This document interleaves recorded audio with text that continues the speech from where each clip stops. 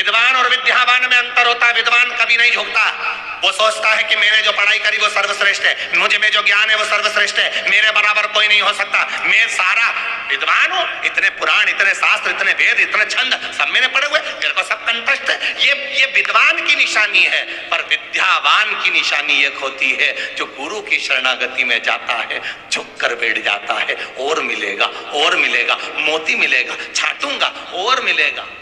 अहंकार में इतना ऊपर उड़ जाता है, इतना ऊपर उड़ जाता है, इतना ऊपर उड़ जाता है कि लोगों की केवल बुराइयां छाटा करता है। और विद्यावान इतना नीचे हो जाता है कि लोगों में से अच्छाइयां निकालना प्रारंभ कर देता है, मोती निकालना प्रारंभ कर देता है।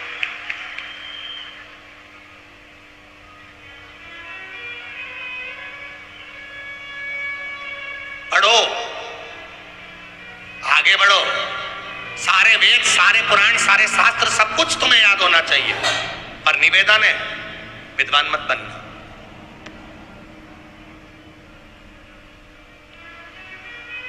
विद्वान मत बनना, निवेदन है।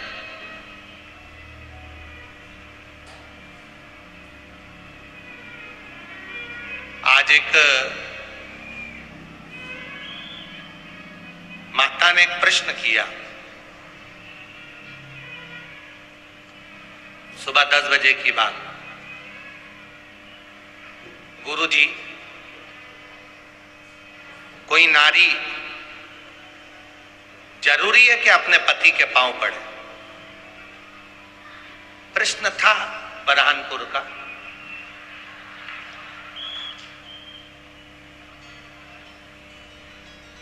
कोई नारी जरूरी है कि अपने पति के पांव पड़े?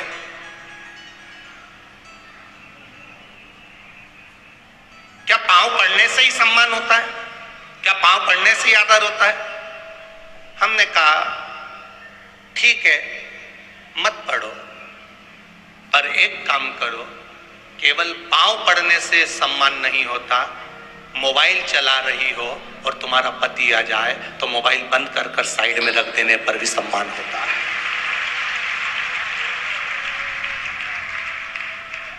अगर तुम्हारा पति आया है, केवल मोबाइल को उठाकर तुम कितना भी चैटिंग कर रहे हो, व्हाट्सएप चला रहे हो, फेसबुक चला रहे हो, गूगल चला रहे हो, चाहे कुछ भी कर रहे हो, चलाते हुए सब मोबाइल को भी तुमने अगर साइड में रख दिया, तुम्हारे पति का सम्मान हो जाएगा कि वो आया है, मेरे लिए आया है और मेरे को उसको आदर करना है। बहुत उतना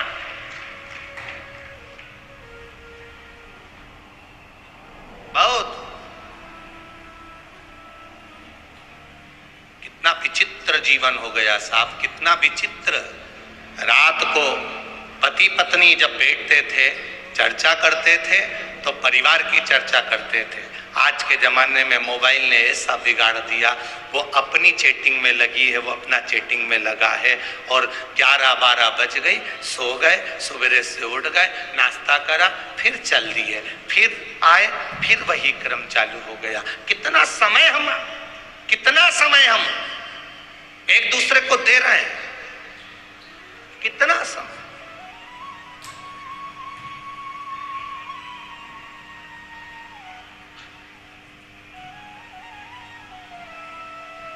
दे ही नहीं पाते।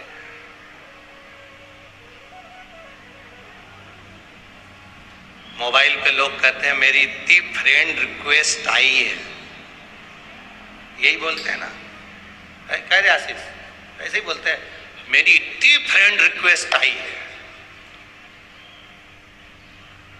तो हमारी भी एक रिक्वेस्ट है, शिव मंदिर जाइए।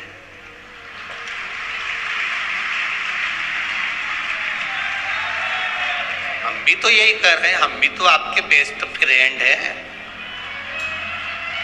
हम भी तो फ्रेंड हैं। वो ठीक है अर्चना दीदी, वो मोबाइल पे रिक्वेस्ट भेजते हैं फ्रेंड की, हम भी तो यहीं से फ्रेंड रिक्वेस्ट कर रहे हैं। बस शिव मंदिर तक जाओ, एक लोटा जल शंकर, एक पत्र आया देख,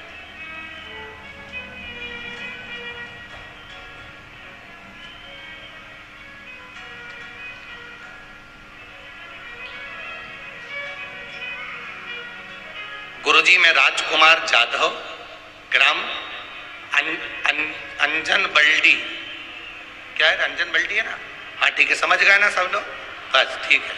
अंजन बल्डी तहसील, जिला बुरहानपुर, मध्य प्रदेश। कहीं बैठे हो तो हाथ हिलाइएगा, कहीं बैठे हो तो हाथ हिलाइएगा। मैं राजकुमार यादव, ग्राम अंजन बल्डी तहसील जिला बुरहानपुर मध्य प्रदेश से। मेरी नातनी जिसकी उम्र 9 वर्ष की है, जब वह 5 वर्ष की थी तब उसे एक बीमारी हो गई थी, उसका शरीर सफेद होने लगा था, उसकी चमड़ी सफेद दाग से ग्रसित हो गई, पूरा शरीर।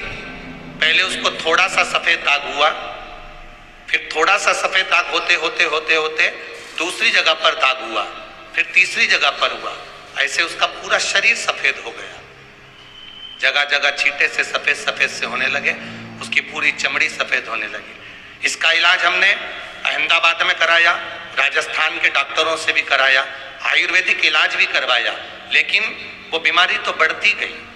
लड़की का जीवन है गुरुजी, पूरा शरीर सफेद होने लगा। अब क्या करें, आखिरी में दवाई कर कर कर थक गए, घर में आकर बैठ गए। तब हमारी बुआ ने बताया कि टीवी पर सियोरवाला महाराज का शिव पुराण आता है, उसको थोड़ी देर सुनो। शिव पुराण की कथा सुन रहे थे, उस कथा में आपने शंकर भगवान को एक भस्म का प्रयोग बताया था। वो भस्म चढ़ाकर बाल्टी में डालकर उसको स्नान करना था। हमने वो बेटी को कराना प्रारंभ करा, पशुपति व्रत करना प्रारंभ करे। गुरुदेव, आज मेरी बेटी वापिस अपने असली शरीर में आ गई है और उसका चर्म रोग, उसकी चमड़ी जो सफेद थी वो ठीक हो गई है।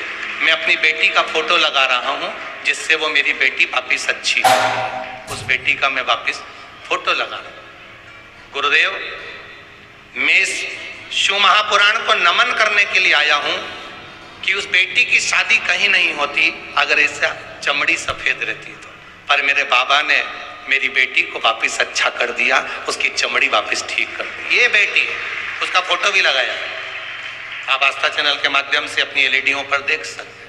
ये शिव तत्व है, ये शंकर योग खड़ी। एक भजन का बल, एक पत्र और है, पत्र तो बहुत सारे हैं जी हो,